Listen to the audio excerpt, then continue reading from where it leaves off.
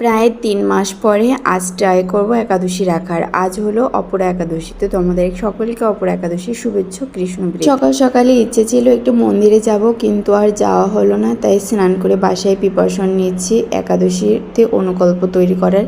তো আমি সমস্ত কিছু গুছিয়ে নিয়েছি এখানে রান্না করার জন্য। আজই আনা হয়েছে সানফ্লাওয়ার অয়েল। সানফ্লাওয়ার অয়েলের সাথে সুন্দর একটা কিউট স্টিকার ছিল।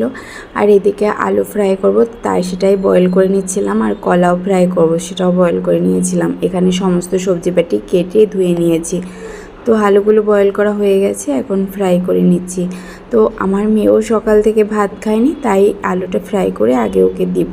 তো দেখো আলু ফ্রাই কিন্তু কমপ্লিট হয়ে গেছে। আমার মেয়ের তো ভীষণই পছন্দ, একাদশীর দিনে যে খাবারগুলো তৈরি করা হয় সেগুলো খেতেও ভীষণই পছন্দ করে। তো সমস্ত ফ্রাই হয়ে গেছে। এখানে জিরে আদা ফোড়ন দিয়ে কিন্তু সাবুটা রান্না করব। এদিকে বৃন্দামণিও চলে আসছে মায়ের সাবু রান্না হয়েছে নাকি সেটাই দেখার জন্য। 80% বয়েল করা সাবুর মধ্যে কিন্তু ফ্রাই করা সবজিগুলো আমি দিয়ে দিয়েছি। তার মধ্যে দিয়েছি টমেটো আর কিছুটা ধনেপাতা, ব্যাস একদম রেডি সাবু ফ্রাই। বাইরে হালকা হালকা বৃষ্টি পড়ছিল আর আমরা গিয়েছিলাম একটুখানি শপিংয়ে। তো আমাদের এখানে এসে কিন্তু ভীষণই ভালো লাগছে। দেখো বৃন্দাবনে এখানে লুকিয়ে লুকিয়ে মায়ের সাথে মজা করছে।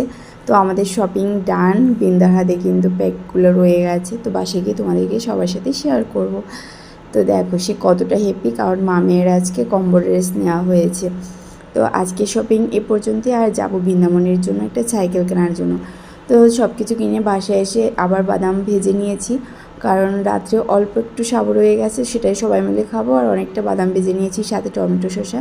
ব্যাস থালাবাটি ক্লিন করে নিয়েছি।